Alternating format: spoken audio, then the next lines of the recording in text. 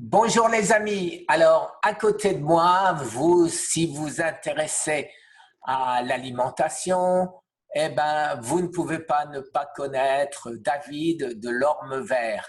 Alors, c'est un de ceux que je suis régulièrement, qui m'a inspiré, avec qui j'ai comparé pour mon alimentation, qui m'a sorti de mon cancer. Alors, il a accepté de venir nous parler de ce qui n'est pas sa spécialité, parce que sa spécialité, c'est une alimentation saine, n'est-ce pas? Exact, une Hein? alimentation saine pour tout le monde. Voilà, mais pas particulièrement pour les cancéreux. Non, je ne suis pas spécialiste des cancéreux, je suis Voilà. spécialiste plutôt des individus. En naturopathie, on individualise les choses, on évite de faire des généralités sur une population entière. Et tu as absolument raison. Alors, de cette manière, il y a des règles à respecter, comme je le vois dans tous les invités que j'invite, donc. Oui. Et il y a des choses communes chaque fois. Alors maintenant, j'ai un cancer, tu as un malade qui a un cancer, qu'est-ce que tu vas lui conseiller? De manger ou de ne pas manger? Les deux, bien sûr. Alors attends, est-ce que je commence par me présenter un petit peu, juste pour... Ça me semble logique, mais je voilà. suis sûr que tous mes abonnés te connaissent. Bah, Mais écoute, présente-toi pour ceux je vais me qui ne connaissent pas. présenter très rapidement. Donc, je suis naturopathe de formation. Je me suis formé dans deux écoles de naturopathie, dont celle de Robert Masson, qui nous a quitté, Robert Masson, l'année dernière. Et donc ça, c'était en 1998, la fin de ma formation. Et puis, bon, il s'est passé plein de choses dans ma vie. J'ai créé une société de vente de compléments alimentaires. Et puis, par la suite, il y a 3 4 ans, j'avais envie de partager mon expérience. Et je me suis dit, qu'est-ce que je pourrais faire? Et j'en avais assez de répéter toujours les mêmes choses. Donc, une petite illumination. Je me suis dit, je vais créer une chaîne YouTube. Et voilà. Et c'est comme ça que l'aventure est née. Alors, j'ai commencé en 2018. L'idée, elle est venue déjà en 2017. Il m'a fallu un an pour préparer tout ça parce que je suis quelqu'un d'assez minutieux. J'aime bien que les choses elles soient assez carrées. Et voilà. Et du coup, depuis printemps 2018, j'ai commencé l'aventure YouTube. J'y connaissais rien. J'ai appris sur le tas et ça me plaît beaucoup. J'ai pas forcément assez de temps pour y consacrer tout le temps que j'aimerais parce que j'ai une vie à côté, parce que je vis à la campagne. J'ai un jardin, j'ai des poules, j'ai plein de choses en dehors de YouTube et de mon ordinateur. Et voilà. Euh, oui, c'est tout. Voilà, en gros, hein, un petit résumé rapide. Ben, c'est très gentil Et à toi. voilà. Et donc, Guy m'a contacté il y a quelques semaines pour qu'on fasse un live ensemble. Donc, j'ai eu beaucoup de mal à trouver du temps. Euh, voilà, c'est un gros problème, le manque de temps. Et puis voilà, aujourd'hui, on s'est trouvé un petit créneau pour pouvoir partager un petit moment ensemble. Voilà, donc maintenant, je suis prêt pour les questions. Allons-y. Voilà, donc tu connais le problème du cancer. Alors je résume en 3 mots parce que c'est toi qui vas prendre la main. Le sucre au taux Warburg, on sait que il vaut mieux en avoir très peu. Quand on se dit sucre, ça veut dire tous les glucides, bien évidemment, pâtes, pommes de terre, enfin tout Oui, ce qui a pain, des patrie, glucides. pommes de terre, oui, voilà. Voilà, voilà. Et après, il y a de grosses différences entre les personnes. Certaines disent mangeons cru, certaines d'autres non, il faut cuire, d'autres cuire à la vapeur pour pas tuer tous les nutriments, etc., etc. Alors, je te répète, qu'est-ce que tu fais toi? Qu'est-ce que tu nous Qu'est-ce conseilles? ouais, qu'est-ce qu'on va faire? Alors, moi, en tant que jeune naturopathe, j'ai testé différentes choses. Des choses qui n'allaient pas du tout avec mon corps, je l'ai un peu abîmé, le pauvre. Donc, j'ai été un peu végétalien, un peu végétarien pendant quelques années, un peu frugivore. Donc, j'ai testé différentes choses et je me suis rendu compte que les extrêmes, c'est pas forcément la solution. L'être humain, il est omnivore. Ça, je pense qu'on est d'accord. On a la chance de vivre dans enfin, moi je vis en France, hein, après toi tu vis aux États-Unis, et puis bon, il y a des gens un petit peu partout à travers le monde. Mais bon, la plupart des gens ont la chance de vivre dans des pays dans lesquels ils ont le choix de choisir ce qu'ils vont manger. Et c'est plus un problème de choix, d'ailleurs, qui se pose. Donc, on est omnivore, on imagine une grande table avec devant nous à disposition plein de choses. Qu'est-ce qu'on va manger? Qu'est-ce qu'on va choisir? Donc, moi, je reste dans cette vision de l'omnivorisme. On peut manger de tout. Et après, ça va être à chacun d'adapter son alimentation en fonction de sa problématique. Aujourd'hui, on va parler du cancer, en fonction de son tempérament. Parce que sur 100 personnes qui ont un cancer, eh ben, elles ne vont pas être toutes pareilles. On va avoir des grands, des petits, des minces, des gros. On va avoir des plus jeunes, des plus vieux, des sportifs, des pas sportifs. Et ça n'aurait pas tellement de sens de conseiller exactement la même chose à tout le monde. Donc, il faut quand même individualiser un minimum les choses. La base, elle est simple. C'est qu'on va manger des produits bruts. Alors, un produit brut, c'est quoi? C'est un légume qu'on achète entier, idéalement. Ça va être des produits animaux de qualité qu'on peut identifier, qu'on achète frais, entiers ou coupés en morceaux, mais qu'on peut identifier. Hein, par exemple, il y a des produits industriels dans lesquels il y a des produits animaux. On ne peut pas identifier ce qu'il y a dedans. On pourrait nous mettre n'importe quelle cochonnerie, enfin c'est souvent le cas d'ailleurs, on ne peut pas identifier. Là, vous prenez une cuisse de poulet, un maquereau, des œufs. Ce sont des produits que vous pouvez identifier. Ce sont des produits bruts, non transformés. Et on va essayer de prendre des produits autant que possible de saison. Les produits de saison, c'est un truc tout bête, mais ça vous oblige à manger varié. Là, en France, en ce moment, les asperges elles viennent de finir. On a eu des asperges pendant 1 mois et demi, 2 mois. On a encore des artichauts, c'est un produit de saison, c'est-à-dire que dans quelques semaines, on n'aura plus d'artichauts, en tout cas dans ma région du sud-ouest. Et de cette façon-là, eh ben, vous êtes sûr de manger varié. Les courges, on n'en a plus, on n'en mange plus. Les choux qu'on avait en abondance l'hiver, on n'en a plus, on n'en mange plus, mais on va manger autre chose parce qu'on va bientôt avoir les radis nouveaux, etc. Voilà, donc manger varié et donc de saison, c'est la règle de base des produits bruts. Et alors, le top du top, c'est si vous pouviez manger des produits locaux. Autant que faire se peut, faites vivre les petits producteurs que vous avez autour de chez vous. Et puis voilà, et puis on a les grandes règles de l'alimentation telle que je la conseille. Alors après, je vais rentrer dans le détail, mais en gros, c'est ça, brut, local, de saison.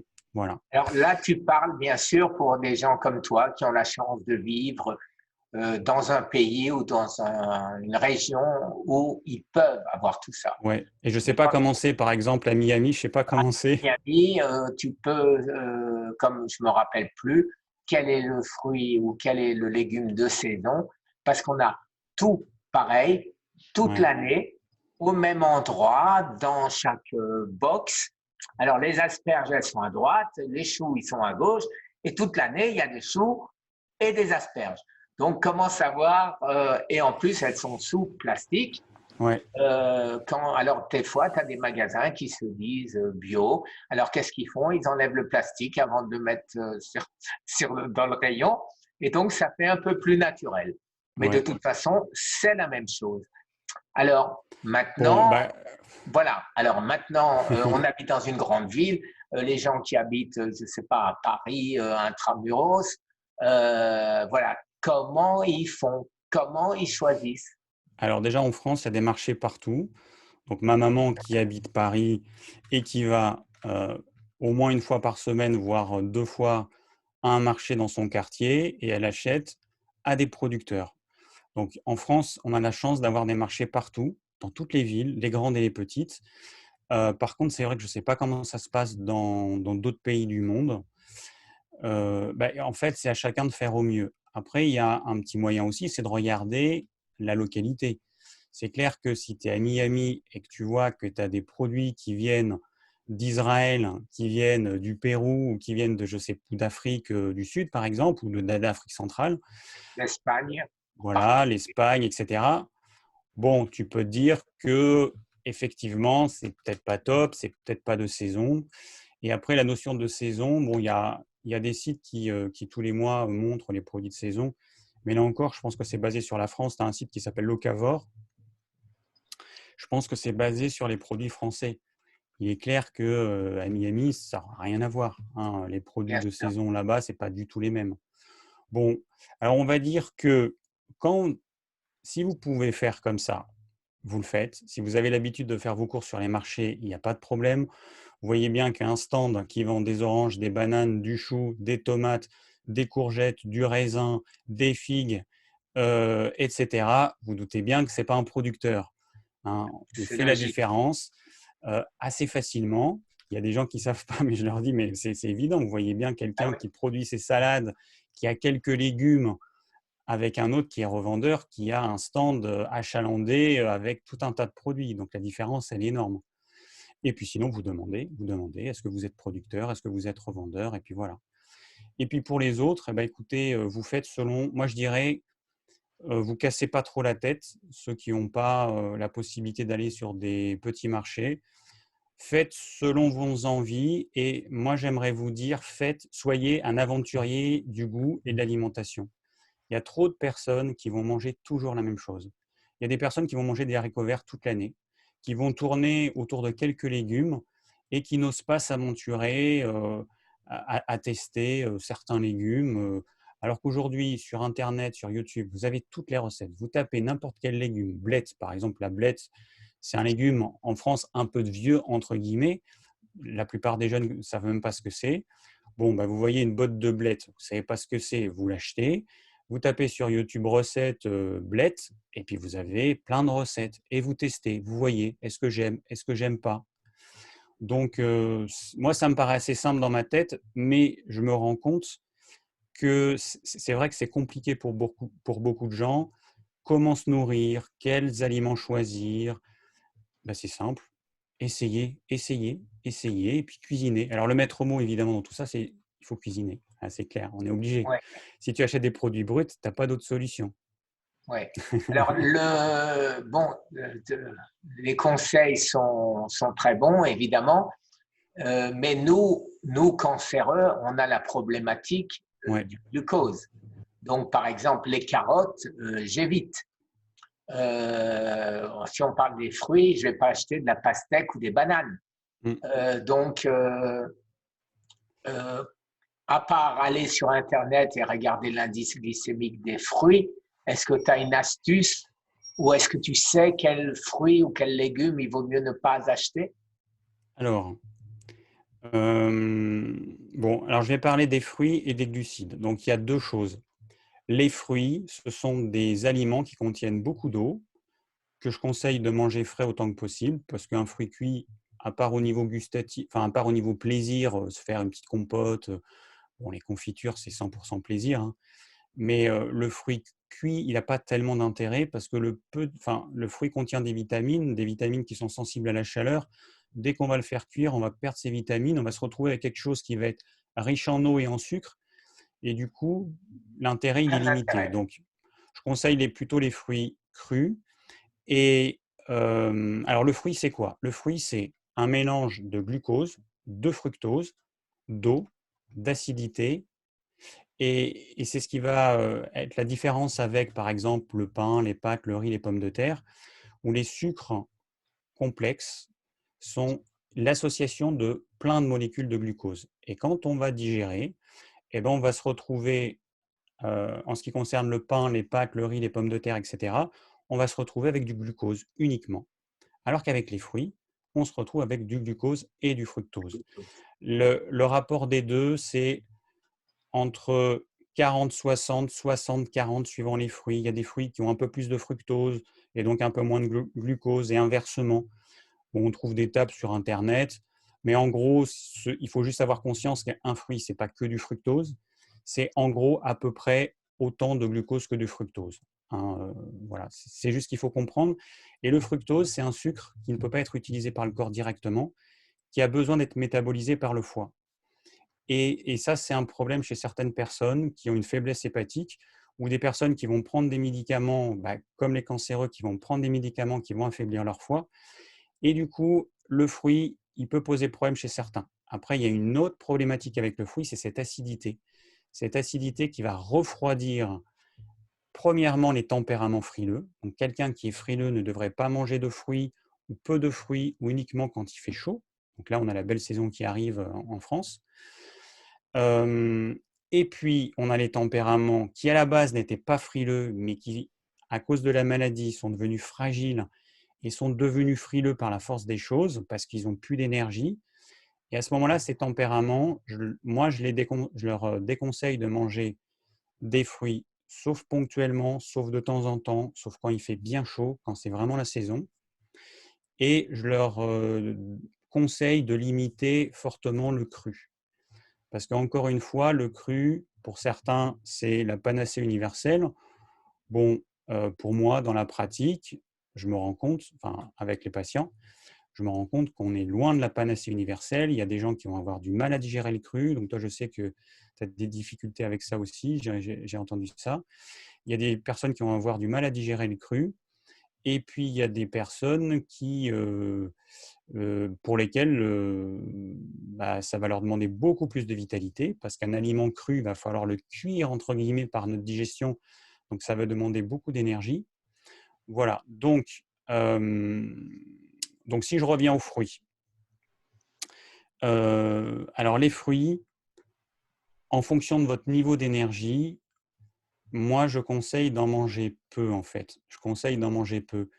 Les baies qui sont conseillées chez les cancéreux, c'est des fruits qui sont souvent acides et qui contiennent moins de sucre que les gros fruits. Parce que les gros fruits qu'on mange, il faut quand même avoir conscience que c'est des fruits qui ont été transformés par l'homme de génération en génération pour faire des fruits les plus gros possibles et les plus riches possibles en sucre. Parce que les fruits sauvages, pour ceux qui ont goûté des merises, une merise, c'est l'ancêtre de la cerise. C'est en gros un noyau avec une peau épaisse, un tout petit peu de chair, une légère amertume. On est très loin de la grosse cerise qu'on a l'habitude de manger. C'est le cas pour tous les fruits. La plupart des fruits Les fraises des sauvages, bois par rapport, les fraises des bois par rapport aux grosses fraises qu'on trouve dans les ouais, markets. ça n'a rien à voir. On dirait des fraises obèses par rapport aux petites fraises des bois qui sont toutes fragiles avec une productivité très faible.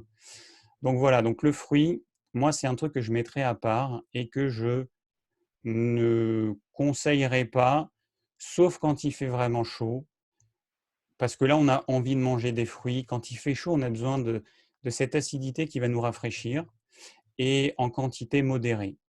Et pour les tempéraments qui sont frileux, très attention avec le fruit, parce que la grosse problématique de l'acidité qu'il y a dans le fruit, c'est que cette acidité, elle va déminéraliser les tempéraments les plus fragiles, les personnes les plus fatiguées, les frileux. C'est un test. Si on est frileux, a priori, il y a 9 chances sur 10 pour que le fruit soit déminéralisant. Alors, il y a sur Internet, on voit beaucoup de tableaux, il y a marqué les fruits sont alcalinisants. Ça, c'est vrai pour certains tempéraments. En théorie, c'est vrai. Il se trouve que notre monde aujourd'hui, il y a de plus en plus de tempéraments, dont je fais partie d'ailleurs, des tempéraments un peu fragiles et qui du coup ont un tube digestif assez faible et pour lesquels le fruit, c'est bien en petite quantité. Voilà. Et les Alors, tempéraments costauds, comme il y avait il y a 100 ans, là, les espèces de ouais. les tempéraments sanguins, les personnes bien charpentées, alors que ce soit des hommes ou des femmes, bien charpentées, avec une bonne musculature naturelle, les tempéraments qui craignent rien, qui se mangent 3 feuilles de salade, qui se font 3 kilos de muscles. Bon, ces tempéraments-là, en fait, il y en a de moins en moins parce qu'on est dans une société où on travaille plus dehors. Il y a de moins en moins de travaux de force. On est dans des bureaux et puis voilà. Et puis du coup, c'est les tempéraments plus intellectuels qui vont se développer. Et ces tempéraments-là, attention, le Alors, fruit en petite quantité. deux choses que j'aimerais t'écouper pour bien expliquer. Tu parles de l'acidité. Oui. Alors, et tu parles du fruit alcalin, le fruit bon. Alors là, je tiens à préciser, en parlant des États-Unis, je ne sais pas comment c'est en France, mais qu'aux États-Unis, comme les terres sont très pauvres aujourd'hui, quasiment tous les fruits sont acides et il n'y a plus rien dedans. Alors là, je pense que tu dois parler d'autre chose. En fait, tous Oui, les c'est fruits pour ça que sont je te pose acides. la question, pour Alors, tous les savoir. fruits sont acides, sauf la banane et l'avocat. Sinon, tous les fruits sont acides. C'est-à-dire que si tu prends une petite bandelette pH, que tu mets une goutte, tu presses ton fruit, tu mets dessus, tu verras que c'est acide. D'accord. L'acidité des fruits, elle est en moyenne. Les fruits les moins acides, on est à peu près à 6,5. Et puis après, on va aller jusqu'à 3 pour les fruits les plus acides. Oui. Donc, un fruit à la base, c'est acide. C'est-à-dire qu'au goût, on sent qu'il y a une acidité plus ou moins forte. Et Quand on dit alors, que c'est alcalinisant, ça veut dire que ces acides de fruits sont associés avec des bases, des minéraux, et que les tempéraments qui sont capables de le faire vont brûler cette acidité, vont l'utiliser comme carburant, et ils vont pouvoir utiliser ces minéraux qui ont un effet alcalinisant, c'est-à-dire qu'ils vont apporter des éléments qui vont normaliser notre pH. S'il est trop acide, ça va le normaliser. Bon, mais ça, c'est purement théorique et c'est pour certains tempéraments. Pour les tempéraments qui ne sont pas capables de brûler ces acides et d'utiliser ça comme énergie, eh ben, on va puiser dans nos minéraux, dans nos réserves minérales pour neutraliser cette acidité. Parce qu'un fruit, à la base, c'est acide. On prend, je le répète, une bandelette pH, c'est oui, acide. oui, Mais c'est alcalinisant pour certains et acidifiant pour d'autres. Pour moi, le fruit est acidifiant, par exemple. oui. Pendant des mois, j'ai pris des citrons, puisque le Ouais. citron a un pH aux environs de 3, et Oui. après métabolisation, il passe à 9. Donc, j'alcalinisais mon corps et je mettais du bicarbonate de soude en même temps que mon citron, Mm. de manière à me réalcaliniser un peu. Ouais. Et, et au sujet de l'acidité, alors, est-ce qu'il y a un rapport, les gens ne sont pas tout à fait d'accord là-dessus, entre le fait de l'inflammation que va donner le fruit parce qu'il est acide et cette acidité, puisque tu le sais, l'inflammation, c'est le cancer. Alors, à partir de... L'inflammation, c'est la plupart des maladies. La plupart des maladies poussent sur Absolument. un terrain, si on donne l'image d'un champ, enfin, ou d'un terroir ou d'un lieu, tu vas voir que suivant les régions, il y a certaines herbes, certaines plantes qui vont pousser parce que la terre est différente, l'ensoleillement est différent, etc. Et ben, dans notre corps, c'est un petit peu pareil. En fonction de ce qu'on va manger, de notre hygiène de vie, on va créer un terrain qui sera propice à telle maladie ou à telle autre. Et après, il y a des susceptibilités différentes. Pourquoi est-ce qu'un tel va avoir un cancer de la prostate, un autre un cancer du poumon, un autre un cancer du côlon? Ben, il y a l'hygiène de vie, mais il y a aussi l'hérédité. Alors l'hérédité, on n'y peut pas grand-chose, donc on ne va pas trop en parler, ça n'a pas tellement d'intérêt. On est avec un patrimoine génétique qui nous vient de notre père, de notre mère et donc de nos aïeux. Bon, là-dessus, on ne peut rien faire. En revanche, on a notre hygiène de vie qui va, donc on parle de l'épigénétique depuis, je ne sais pas, une dizaine d'années à peu près, on parle de l'épigénétique. Alors l'épigénétique, c'est quoi? C'est euh, la, certains gènes vont être activés ou inhibés en fonction de notre hygiène de vie. Par exemple, pourquoi est-ce qu'on conseille de manger des fruits, des légumes? Eh bien parce qu'on s'est rendu compte qu'en mangeant ce type d'aliments, il y avait certains gènes qui favorisaient le cancer qui sont éteints et qu'il y a d'autres gènes qui protègent contre le cancer qui vont s'allumer. Voilà, si on résume schématiquement, c'est ça. Content que tu le dises parce que, en fait, quand on parle de cancer, maladie génétique, d'après toutes les dernières recherches, et ça, j'en ai lu et j'en ai écouté, entre 5 et 20% maximum sont des maladies réellement génétiques. Euh, ce, cette modification du génome est due au métabolisme qui modifie les Ouais. gènes et c'est là que provient le cancer, d'où provient le cancer. Donc en fait, suivant les personnes, entre 80 et 95% des cancéreux, ce sont des malades métaboliques et non pas génétiques. Alors, la bonne nouvelle, quand même, c'est que du coup, on peut faire quelque chose parce que Exactement. sinon on serait, comme beaucoup de On est malades sont foutu. dans la vision classique, parce qu'il y a beaucoup de malades qui vont voir leur médecin, ils attendent le diagnostic, Et puis ensuite, ils sont un peu désespérés parce que le médecin leur explique pas tout ça. Mais si le médecin leur expliquait qu'ils peuvent faire quelque chose, là maintenant, ils peuvent déjà commencer quelque chose, ils peuvent changer leur hygiène de vie, ils peuvent commencer à avoir une activité physique. La première activité physique de base, c'est la marche. Tout le monde peut marcher, enfin tout le monde ou presque, mais on peut commencer à marcher. Il y a plein de choses qui peuvent être faites. On peut aller dans la nature, parce que ça, c'est absolument vital. Et d'ailleurs, avec le Covid-19, je pense que tous les gens qui pensaient que la nature, c'était un truc d'écolo, et ben, tous les gens qui ont été enfermés pendant des semaines chez eux, la première chose qu'ils ont voulu faire, c'est aller au contact de la nature, aller voir des fleurs, des arbres. C'est, enfin, moi, j'ai trouvé ça génial parce que ça a permis aux gens de prendre conscience du côté absolument vital de ce contact avec la nature. Donc après, il y a évidemment l'alimentation, il y a faire en sorte d'avoir un sommeil de qualité,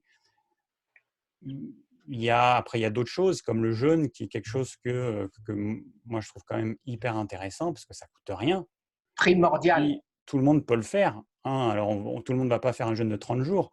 Tout le monde peut faire un jeûne de 24 heures. A priori, ça ne pose pas de problème, hein. Je dis aux gens, vous inquiétez pas, vous allez survivre si vous ne mangez pas pendant 24 heures.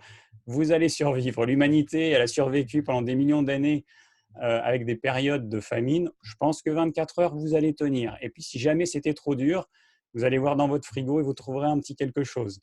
Donc, il y a le jeûne aussi qui est quelque chose d'absolument indispensable. Alors maintenant, on en parle parce que scientifiquement, il y a plein de choses qui ont été faites. Il y a des documentaires qui ont été faits là-dessus et qui montrent l'intérêt du jeûne, notamment vis-à-vis du cancer. Et moi, il y a un truc qui m'agace, c'est que les médecins conseillent aux gens de manger autant, même s'ils n'ont pas faim, même s'ils ont la nausée. Et 5 fois par jour en C'est plus. débile en fait. Notre corps, il est quand même intelligent. Notre corps, il est capable de nous maintenir en vie en dépit de nos mauvais comportements. Donc on a quand même un corps qui est extraordinaire. Quand mon corps m'envoie le message de satiété, enfin de ne pas avoir faim, ça veut dire que mon corps, il me dit, je ne suis pas prêt à recevoir des aliments. Donc s'il te plaît, ne mets rien dans la bouche, rien dans l'estomac, je ne suis pas prêt. Et puis, si on attend, on va se rendre compte que la faim va venir naturellement. Donc, la règle de base, c'est un petit peu bizarre de dire ça, mais mangez quand vous avez faim. On a faim. Si vous n'avez pas faim, ne mangez pas parce que vous allez dépenser beaucoup d'énergie. Votre corps, il va dépenser beaucoup d'énergie à tenter de digérer ce qu'il n'arrive pas, ce qu'il va avoir, enfin ce que vous avez mis dans dans votre estomac, parce que c'est pas le moment, parce que c'est trop tôt. Il a besoin d'une pause. Vous êtes fatigué, vous manquez d'énergie. Votre corps, vous avez quand même beaucoup de réserves. Vous vous en rendez peut-être pas compte certains, mais vous avez beaucoup de réserves. Vous pouvez tenir, on peut tenir même en étant mince, sans problème, pendant plusieurs semaines. Mais on ne va Bien pas aller sûr. jusque-là dans les jeûnes, mais commencer par faire des petits jeûnes. Moi, j'en parle un petit peu sur ma chaîne et j'invite les gens à au moins tester. Il y a des études qui ont montré que faire quelques jours de jeûne avant la chimio, ça permettait de diminuer les effets Alternons. secondaires. Bon, voilà, c'est pas grand-chose. 3 jours de jeûne avant la chimio, on prend la chimio 3 jours après. C'est pas grand-chose, mais par contre, pour vous, qui êtes malade et qui suivez un traitement, mais ça va être énorme parce que vous allez avoir un confort de vie qui va être énorme. La chimio, elle sera plus efficace. Donc, voilà, le jeûne, donc le fait de ne pas manger, c'est capital. Et après, on va manger. Alors, qu'est-ce qu'on va manger? Alors, bon, Ouais, on a terminé les fruits. Les fruits, ouais. on est parfaitement d'accord sur les fruits. Alors maintenant, les légumes. Les légumes, on en a parlé, Mm. crus, cuits, bien Alors, les cuits. légumes. Alors, moi, je conseille de manger cru et cuit, des légumes crus et cuits. Mais il va y avoir 2 cas de figure. Le cas de figure qui ne pose pas de problème, je mange du légume cru en entrée, je me prends une salade et ensuite je mange un peu de légumes cuits avec mon plat. Donc, des exemples, là en ce moment, moi je mange courgettes râpées, concombre, de la salade verte, des fois un peu de fenouil, du céleri branche, des radis, Après, quand il y avait du chou en hiver, c'était des salades plutôt carottes râpées, betteraves râpées, choux. Alors tous les choux, on a du chou blanc, du chou rouge. Ensuite, on a toute la famille des radis. En hiver, on a le radis noir, on en a plein Ah, à tes souhaits. merci. On a plein de variétés de radis. Voilà, tout ce qui peut être mangé cru, vous le mangez cru. Quand c'est un peu coriace, vous le râpez ou vous l'émincez finement. Et puis moi, j'aime bien avoir une assiette de crudité avec plusieurs choses. Et moi j'aime bien ça. Donc c'est pour ça que Pareil. j'insiste là-dessus. Il y a des personnes qui préféreront avoir une seule crudité dans leur assiette. Donc là, vous faites comme ça. Chacun fait comme il le sent. Et donc ça, c'est pour les tempéraments qui n'ont pas de problème. Pour les tempéraments qui ont un problème à manger du cru, il y a plusieurs choses. Parce que ça, je rencontre quand même assez souvent. Première chose, dans tout ce qui est cru, il y a un truc qui ne devrait pas trop poser de problème, c'est tout ce qui est salade et la famille des salades. Tous les types de salades, on rajoute la mâche, on rajoute l'endive. Alors ça, c'est rare que ça pose des problèmes. Voilà, les épinards. Alors les épinards en quantité modérée, parce que par rapport à la salade verte, par exemple, ça va être riche en acide oxalique. Et cet acide oxalique va pas poser de problème à certains, et à d'autres, ça va poser un problème. Donc, bon, alors, ceux qui font des calculs d'oxalate de calcium, évidemment, normalement, ils savent qu'ils doivent éviter ce type d'aliments, les aliments riches en oxalate ou en acide oxalique. Comme les Mais asperges sinon, aussi. les asperges, ouais, mais les asperges, c'est. Ah ouais, enfin, non, j'allais dire c'est un produit de saison. Non, mais c'est vrai, on peut en manger toute l'année aujourd'hui. Euh, mais d'une manière générale, manger varié. Voilà, le maître mot, c'est ça.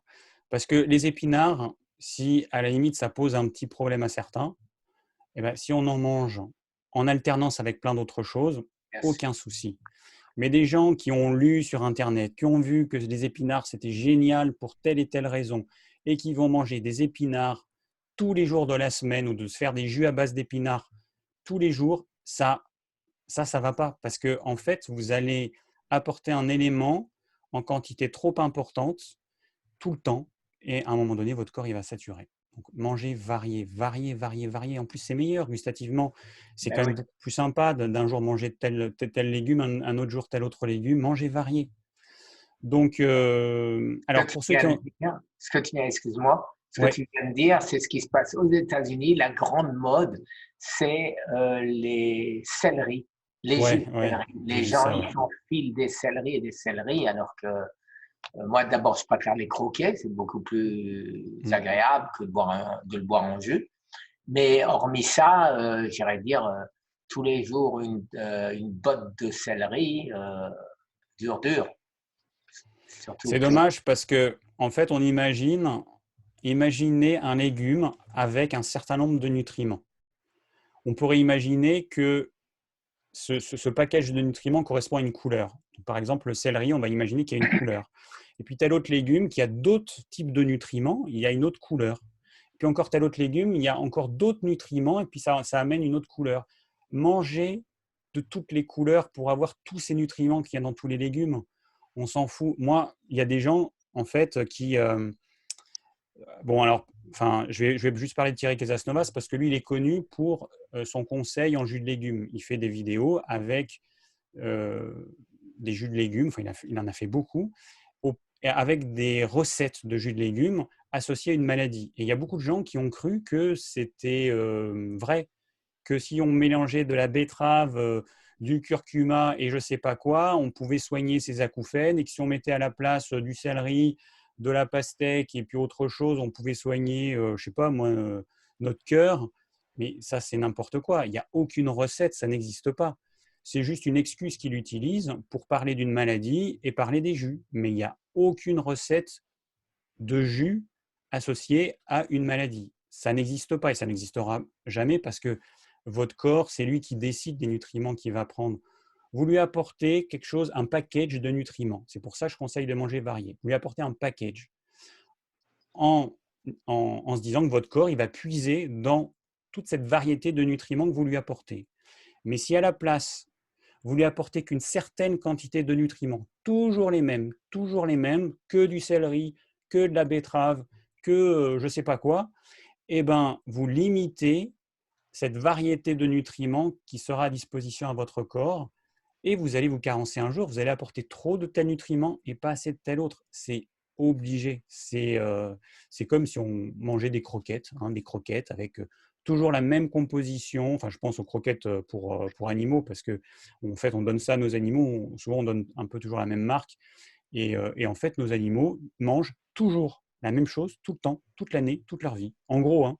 Et Ouais. ça, c'est la pire chose à faire. Donc, mangez des légumes variés et n'allez pas regarder les propriétés de tel et tel légume parce qu'en fait, personne n'en sait rien. C'est juste des hypothèses en disant que tel légume qui contient tel nutriment aurait un effet bénéfique pour tel ou tel organe. C'est une hypothèse, mais en fait, on n'en sait rien. Ceux qui disent ça, Alors, ils n'en savent rien.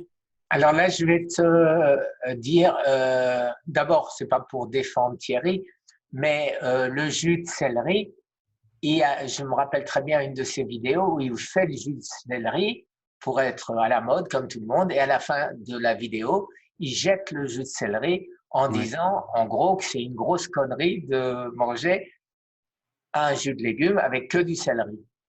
Bon. Et après, quand tu dis que chaque légume a évidemment son intérêt et qu'il faut tous les manger, je suis à 100% d'accord avec toi.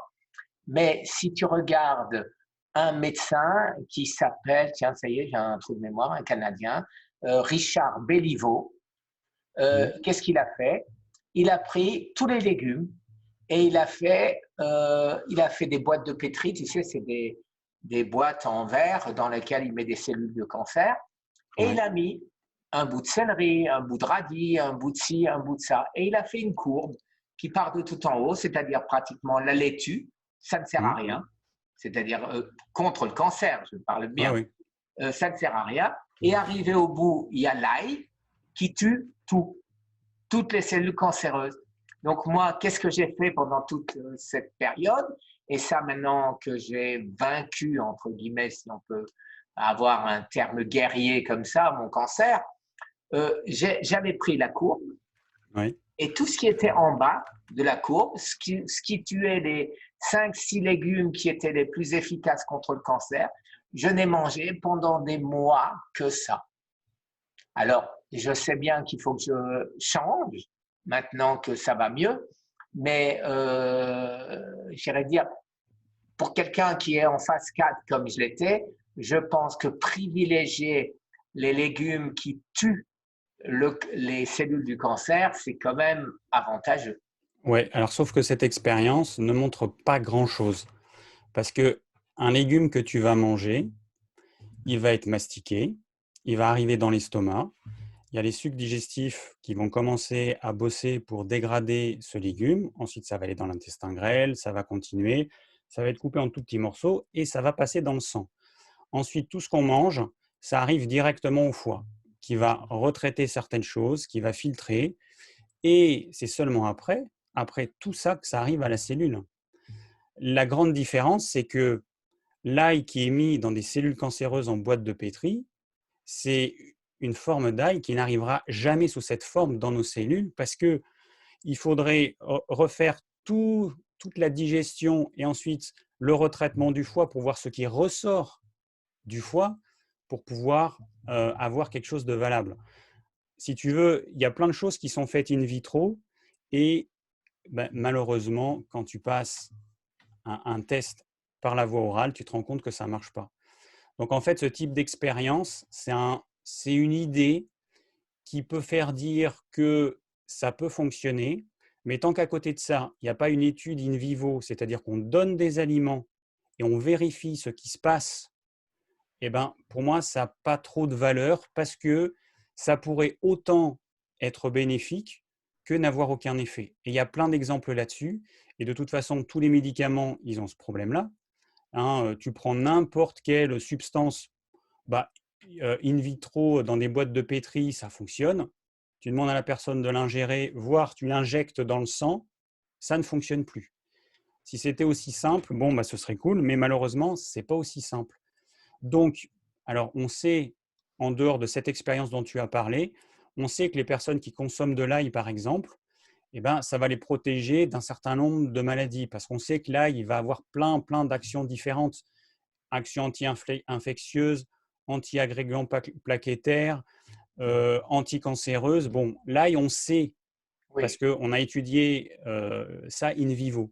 Mais c'est juste pour, voilà, c'était juste pour dire qu'une expérience comme ce que tu as décrit, malheureusement, on ne peut pas trop en tenir compte. Mais bon, pour l'ail et pour d'autres légumes, il y a des Comme expériences qui ont montré que ça les avait, crucifères, voilà. c'est connu aussi bien que Ouais. pour l'ail, mais c'est Mais, vrai que la gamme est extrêmement réduite pour ce qu'on sait. mais tu vois, le truc, c'est que moi, je me dis, bon, il y a des choses qu'on sait, il y a des choses qu'on ne sait pas, il faut qu'on reste modeste et que dans 1 an, dans 10 ans, ben, on se dira, ben mince, finalement, je sais pas, moi, dans le concombre, il y avait un truc génial et puis on n'en a jamais parlé et on va passer à côté d'autre chose. Et puis on passe à côté de quelque chose en ne le consommant pas. Tu vois, donc c'est pour ça que, OK, on sait aujourd'hui qu'il y a certains légumes qui sont plutôt bénéfiques quand on a un cancer. C'est très bien. Moi, je conseille de les consommer. Mais le risque, et c'est ce que je vois, c'est que quand tu dis à quelqu'un, ou quand quelqu'un lit dans la presse, le brocoli, ça va protéger de telle maladie, la personne, instinctivement, va se dire, bah, je vais manger du brocoli tout le temps. Je vais manger du brocoli. Mais du coup, ce qui est dommage, c'est que ce brocoli que tu vas manger quasiment tous les jours, il va prendre la place d'autres légumes que tu ne peux pas manger. Tu as un estomac qui a un certain volume, tu ne vas pas manger 50 légumes. Si tu prends du brocoli tous les jours, eh ben, tu te prives des nutriments d'autres légumes qui auraient peut-être été bénéfiques. Donc, OK le brocoli, OK l'ail, OK les choux, OK tout ce que tu veux, mais il faut garder cette vision qu'on ne sait pas tout et qu'en fait, il y a encore beaucoup de choses qu'on ne sait pas et que la meilleure solution en mangeant varié, bah, enfin, pour moi, c'est la meilleure solution parce que on mange des nutriments qui vont être tout le temps différents. Et il ne faut pas oublier que ce n'est pas parce qu'il y a un nutriment dans un légume que premièrement, tu vas l'assimiler et que donc ton corps va pouvoir en bénéficier. Parce qu'après, il y a l'histoire de la digestion. Ce qui compte, ce n'est pas ce que je mange. Ce qui compte, c'est ce que j'assimile. Tout à Il y a fait. des personnes qui ont des problèmes d'assimilation, qui vont manger plein de choses et puis qui ne vont pas assimiler grand-chose, qui vont dépenser beaucoup d'énergie à tenter de digérer des aliments qui, au final, seront mal digérés et qui vont être carencés, même si elles mangent varié. Donc, après, bon, c'est un autre problème. Il faut voir comment se passe la digestion. Est-ce que le microbiote est suffisamment équilibré? Bon, on s'en rend compte, hein. Généralement, on a des inconforts digestifs, on est ballonné, on a des gaz, on a des diarrhées, de la constipation, une alternance diarrhée-constipation. Généralement, on voit qu'il y a quelque chose qui ne va pas. Un repas qui est bien pris, normalement, qui correspond à ce dont tu as besoin. Après le repas, tu es bien. Tu n'as pas de coup de barre, tu es bien. Si tu as un coup de barre, un gros coup de fatigue après un repas, c'est pas normal. Il y a quelque chose que tu as mangé qui ne te convient pas. Encore une fois, c'est qui ne te convient pas. Ça conviendra à un autre, mais en tout cas, à toi, ça ne te convient pas. Tu as mangé trop de tel aliment, trop de tel légumes, trop de tel féculent, trop de telle protéine, ou pas assez, etc. Mais en tout cas, il y a quelque chose qui ne va pas. Et là, il faut se remettre en question et voir ce qui va pas quoi, dans notre assiette. Donc Je les suis légumes, enchanté de ta réponse. Alors pourquoi? Je vais te dire pourquoi. ouais, Simplement parce que je sais parce que je l'ai ressenti, parce que j'avais des problèmes de microbiote, j'avais des problèmes, mon intestin flashait continuellement mes intestins. C'était un jus qui sortait, ce n'était plus, c'était même pas une diarrhée ou une constipation, c'était mmh, du jus. Dit, il y a quelque chose qui ne va pas. ouais, Et je m'étais dit, une fois que je me sors du cancer, je vais continuer ce que j'ai fait. Si mon corps décide de me flasher comme ça les intestins, c'est qu'il a une raison, donc je le laisse faire. Mais ce qui est certain, c'est que je vais changer mon alimentation pour la diversifier avec tous les légumes. Et tu viens de m'arracher les mots de la bouche, puisque c'est ce que j'ai commencé à faire depuis maintenant à peu près une semaine. Et depuis une semaine où je l'ai fait, en plus d'avoir pris des prébiotiques et des probiotiques, Mm. j'ai des selles tout à fait normales et je n'ai plus de problème de digestion. Avant, l'abus de fibres dû au crucifère, je pense que c'était ça qui rendait mes digestions difficiles, mon ballonnement, etc., et Ouais, mon mal-être. ouais. Juste une petite précision. Donc, toute la famille de l'ail, de l'oignon, les radis, les choux, ce sont des aliments qui sont riches en soufre. Et en fait, il y a des personnes qui ont du mal à métaboliser le soufre. Et du coup, il y a des personnes, si tu leur donnes de l'ail, tu vas les rendre malades. Alors, ça, je le dis uniquement pour comprendre qu'il n'y a aucun aliment miracle. Il n'y a aucun aliment miracle, ça n'existe pas. Et puis même, c'est débile. Et puis, je dis toujours ça, mais arrêtez de croire au Père Noël. On est adulte, on est plutôt intelligent. Il faut juste qu'on trouve l'alimentation qui nous convient. Il n'y a pas d'aliment miracle. Voilà, petite parenthèse. Alors, Laurence, t'as entendu, Laurence, ton mari, eh ben, c'est certainement vrai quand il te dit qu'il ne supporte pas l'ail et que nous, pas que toi, que nous, on ne le croit pas. Ouais. Ouais, non, Voilà. mais c'est pour ça, tu vois, ne pas faire de généralité, ne pas forcer les gens à manger quelque chose qui sentent qui n'est pas bon pour eux. Moi, je dis aux gens, tu vois, je vais de plus en plus là-dedans. Avec mes patients, je leur fais faire des petits tests. Alors, moi, je rencontre, et du coup, là, on va en parler après, l'assiette que je conseille, mais moi, je rencontre beaucoup de gens qui ne mangent pas assez de protéines animales par rapport à leurs besoins, encore une fois, hein. Et je leur dis, bon, on va faire un test. Vous allez prendre votre assiette, vous prenez la quantité de viande ou de poisson que vous avez l'habitude de manger et vous multipliez la quantité par 2. Et au repas, alors après, il y a des légumes cuits, il y a éventuellement un peu de féculents, mais voilà, je dis, vous multipliez par 2 la quantité de protéines animales et vous allez manger en suivant votre instinct. Vous oubliez toutes les considérations d'ordre écologique, qui traitent à la santé. C'est Ce que pas bon de j'appelle manger trop de suivre viande. ton corps. Voilà, tu suis ton instinct, je dis, et puis tu vois ce qui se passe. Et il y a des gens qui me disent, mais en fait, moi, là, multiplié par 2, moi, je peux le manger sans problème. J'ai envie de le manger. Et je leur dis, mais peut-être que là, maintenant, peut-être que tu as besoin de manger cette quantité qui te paraît excessive. Et puis, dans un mois, bah, peut-être ça va se rééquilibrer parce que là, tu étais carencé, tu te restreignais, alors que tu avais un besoin accru de protéines animales maintenant. Et puis, ça va se rééquilibrer. Et puis il va y avoir, puis les saisons varient au cours de l'année. Donc, quand il fait chaud, c'est vrai qu'on a tendance à manger moins de viande, on a envie de manger moins de choses, on a envie de manger plus de légumes, plus de fruits. Donc, tout au long de l'année aussi, c'est important de ne pas faire toujours les mêmes choses et de revenir à son instinct. Qu'est-ce que j'ai envie de manger là maintenant? Parce que tu vois, là, j'ai encore une personne que j'ai eu en consultation hier et puis qui me disait un peu avec une petite pointe de honte, euh, j'aime. Là, j'ai mangé avec ma mère, elle me disait, j'ai mangé un steak. Je dis, bah, c'est quoi le problème? C'est très bien. Et puis après, elle me dit, ouais, et puis j'aime bien aussi manger de la viande de porc. Elle a fait une tête. Je lui dis, bah, et alors? Elle m'a dit, bah, je pensais que ça allait poser problème. Je dis, pourquoi ça poserait problème? Si ça te convient à toi maintenant, pourquoi est-ce que moi, ça me poserait un problème? Moi, je sais pas ce qui te convient. Je suis juste là pour. En fait, moi, je suis juste là pour ouvrir les portes, pour débloquer les choses, pour débloquer l'esprit des gens. Parce qu'en fait, quand on regarde ce que les uns et les autres disent, en fait, c'est comme s'il y avait plein de petites portes. Et derrière ces petites portes, tu avais plein d'aliments possibles.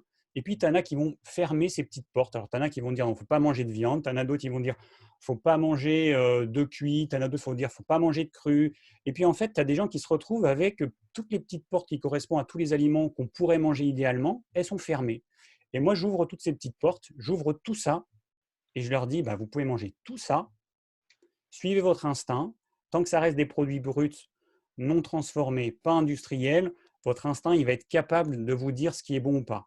Quand on passe dans des produits industriels, les industriels, ce sont des gens qui sont là pour faire de l'argent. Donc leur but, c'est que les produits qu'ils créent, vous en mangiez encore, encore, encore, toujours plus. Donc Là, évidemment, notre palais, il est plus capable de dire si c'est bon ou pas. Voilà, on peut assimiler ça à une drogue. Voilà. Nos capteurs, en fait, sont complètement leurrés par ces aliments qui contiennent des additifs, des arômes, des choses qui ne sont pas du tout naturelles. Mais si vous restez sur des produits bruts, vous allez pouvoir écouter votre instinct. Et si vous avez envie de manger du poisson, mangez-en. Si vous n'avez pas envie, n'en mangez pas.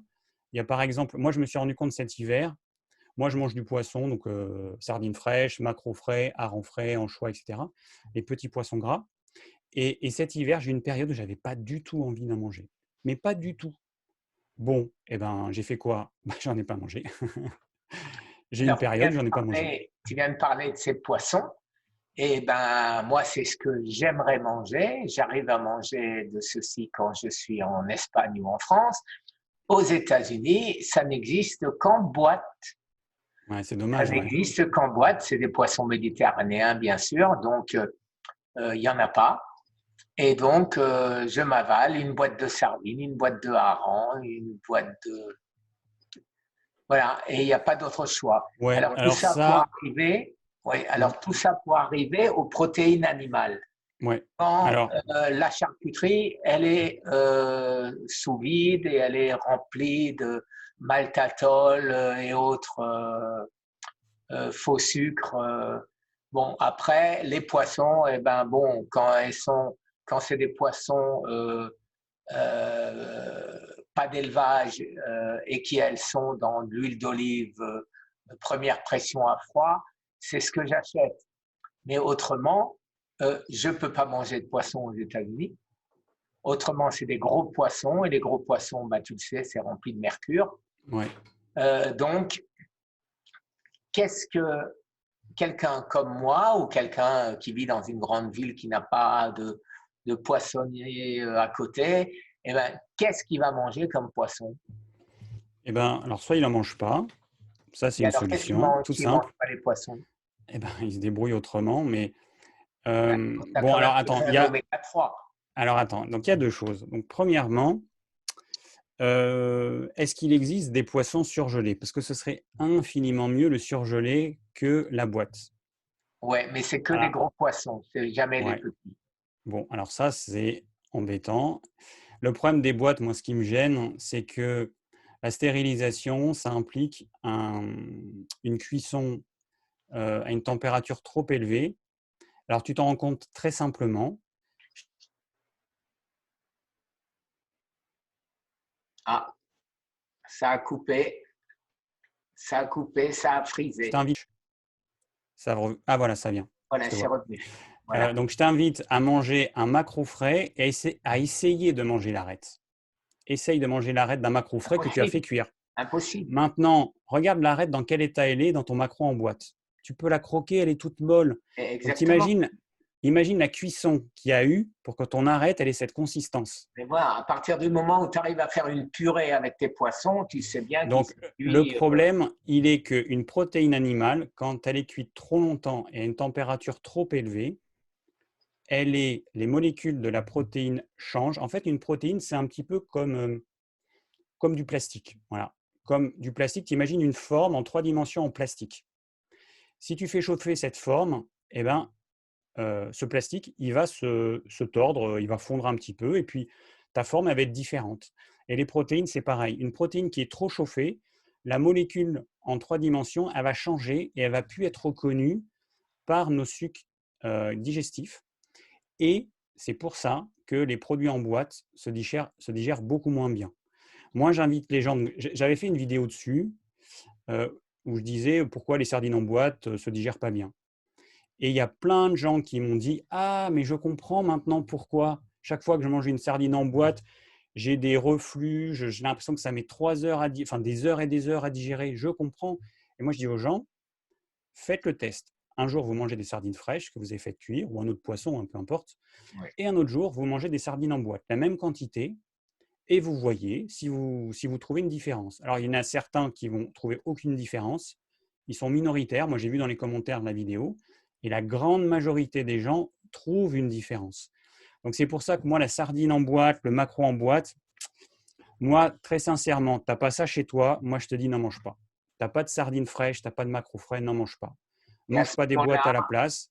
à ce Et moment-là, ben, les à ce crevettes, moment-là, les alors crevettes ah ouais, les congelées. crevettes, ouais. Alors les crevettes, ça, c'est un autre problème. La crevette, donc déjà, bon, tu as la crevette bas de gamme, pas chère. Ça, c'est une vraie merde. Je suis désolé, Et boueur c'est de la tout le mer. monde. Après, tu as des crevettes de qualité. Donc, notamment à Madagascar, ils font des crevettes de qualité. Donc, en France, par exemple, le prix de ces crevettes, c'est entre 20 et 30 euros le kilo. Donc là, c'est de la crevette de qualité. Et après, il y a un problème avec la crevette. C'est que normalement, la crevette, quand elle est cuite, eh bien, il y a des petites taches noires qui se forment dessus. Et pour empêcher ça, ils rajoutent un produit.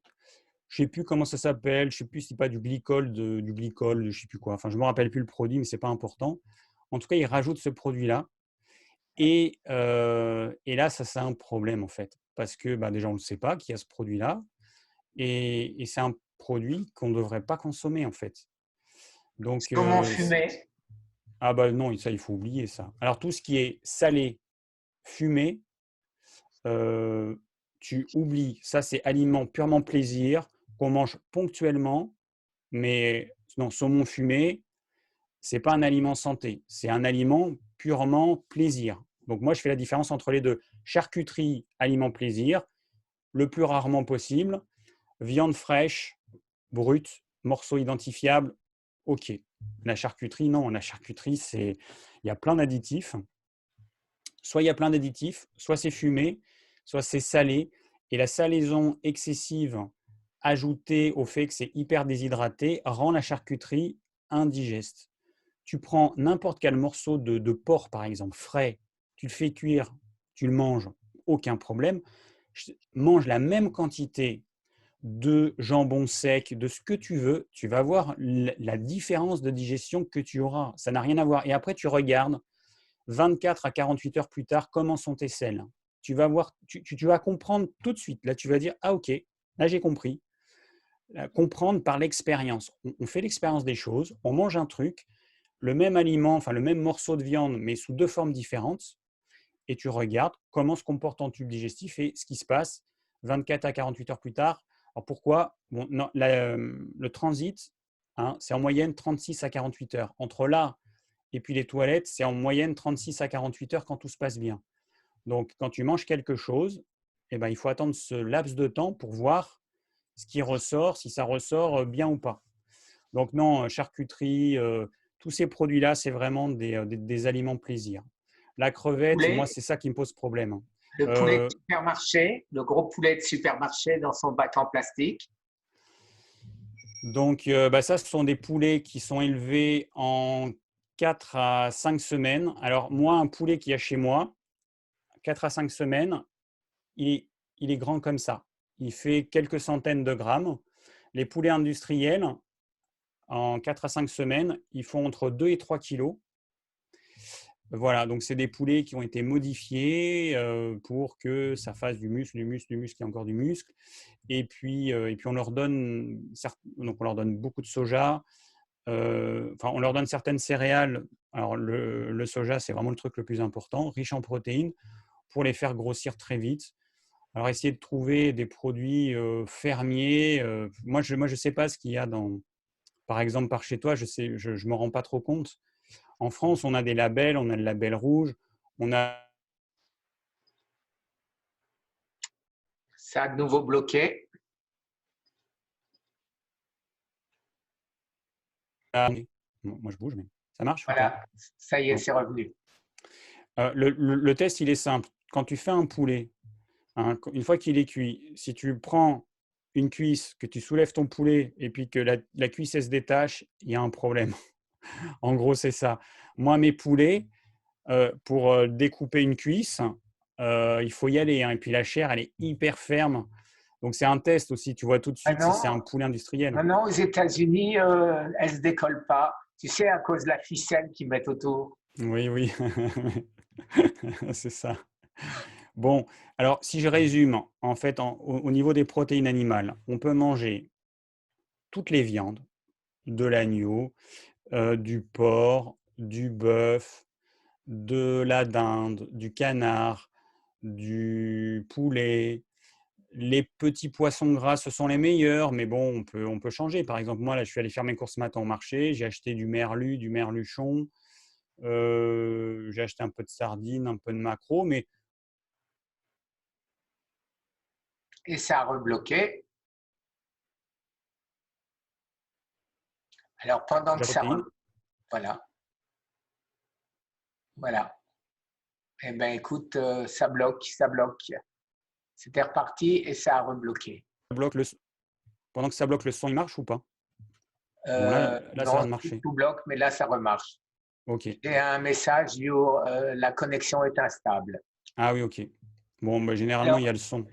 oui. Alors, maintenant que on a fait en gros le tour de l'alimentation, les nutriments, parce que sachant personnellement que mon corps, quand est ce que j'avais comme cancer, je dis maintenant j'avais, tu vois, je suis bien prétentieux. J'ai décidé dans ma tête que je n'ai plus de cancer du tout, alors que mon CT scan il n'est pas encore fait, mais j'en suis certain.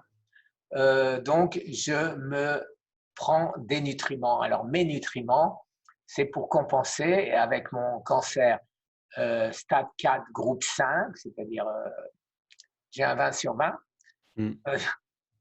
Euh, donc, je prends ces nutriments pour compenser le fait que mon corps n'est plus à même ou n'était plus à même d'absorber tout ça.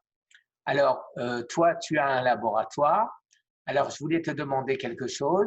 Avec Patrick Louis, on est en train de développer ce qu'on appelle donc les nutriments nécessaires aux cancéreux.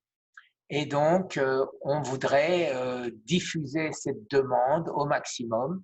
Et comme tu as un laboratoire, on voulait te donner à toi aussi la liste avec les consignes précises qui sont vérifiées par un professeur. Tu pourras bien évidemment, comme tout le monde, nous donner tes idées, changer des choses, mais est-ce que tu serais prêt à développer pour aider les malades du cancer des nutriments, des produits que tu ne fais pas aujourd'hui? Ah, pourquoi pas, oui, pourquoi pas, oui.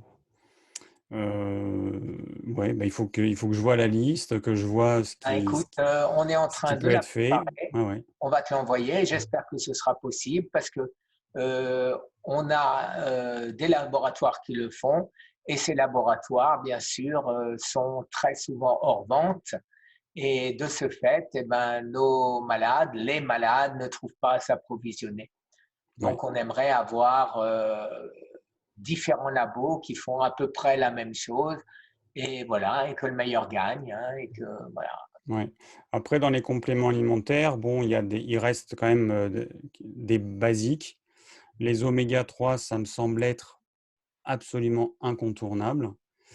Donc là, pour le coup, alors bon, tous les labos n'ont pas forcément les meilleurs produits. Après, moi, je vais parler des produits enfin des choses qu'on a et qui sont vraiment de la meilleure qualité qu'on puisse trouver. Et les oméga 3 qu'on a, ils en font partie. Et en plus, on a un conditionnement et un prix qui permet aux gens de pouvoir les consommer au quotidien à un coût pas cher. Je ne peux pas dire autrement parce que en fait, on a fait un grand format, un format de 600 capsules. Et nous, ce sont des grosses capsules qui font 1 gramme. Donc, ça équivaut aux formes classiques à 1200 capsules, hein, puisque classiquement, c'est plutôt 500 mg. Et donc, du coup, avec ce sachet de 600 capsules, eh ben, avec la posologie de 3 capsules par jour, ça fait presque 7 mois de cure. Alors, tu vois, donc je profite que ce soit bloqué pour parler. Euh, les oméga 3, le krill, par exemple, Oui, le krill qui est réputé comme étant un des meilleurs oméga, les meilleurs oméga 3, pour moi, ne me font aucun effet. Quand je prends de l'huile de krill et que j'ai des courbatures, etc., donc de l'inflammation, il ne se passe rien. Quand je prends mes 2 capsules de 300 grammes, parce que là, c'est Costco qui fait un gros pot de 500 capsules. Je prends 2 capsules de 300 grammes, mes inflammations, mes courbatures disparaissent. Alors, je ne sais pas l'expliquer. Pourquoi, sur moi, l'huile de poisson fonctionne mieux que le krill?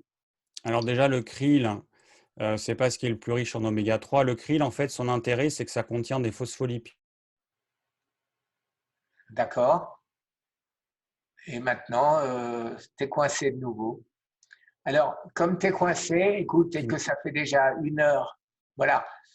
Comme tu es coincé et que ça commence à faire long. À faire long, voilà, on est 1h34. Je te propose je te donnerai la liste et on refera, si tu veux bien, une vidéo sur les nutriments. D'accord. Et voilà, ça a recoupé. Bon, alors, les amis, alors, je vous dis au revoir pour David. Ah ben non, voilà, le revoilà. Alors, vite, le retour. David, dis au revoir à nos amis. Je vous dis au revoir. Je pense que du coup, je vais faire un live sur la nutrition et le cancer très prochainement parce que je n'ai pas encore traité ce sujet et parler avec toi, ça m'a donné envie d'aborder ce sujet. Voilà, alors surtout, je suis à ta disposition, on est en contact. Et aussi sur ma chaîne, même si je ne suis pas spécialisé là-dedans. Voilà, alors surtout, tu me poses des questions, tu ne te gênes pas à l'heure que tu veux. Si je peux te donner le peu d'informations que je connais. Donc, mais bon, je peux quand même dire que j'en connais puisque je m'en suis sorti de mon cancer. Donc, voilà, ce que j'ai fait, ce n'est pas trop bête. Donc, partant de là, si je peux aider, c'est avec plaisir. Alors, merci 1000 fois, David, de nous avoir aidés, de nous avoir éclairés de tes connaissances. Et il est reparti. Alors, je vous dis au revoir pour, voilà, de nouveau là, vite, dis au revoir. Merci Guy. Merci Guy, au revoir, à très bientôt. Au revoir les amis, à tout à l'heure.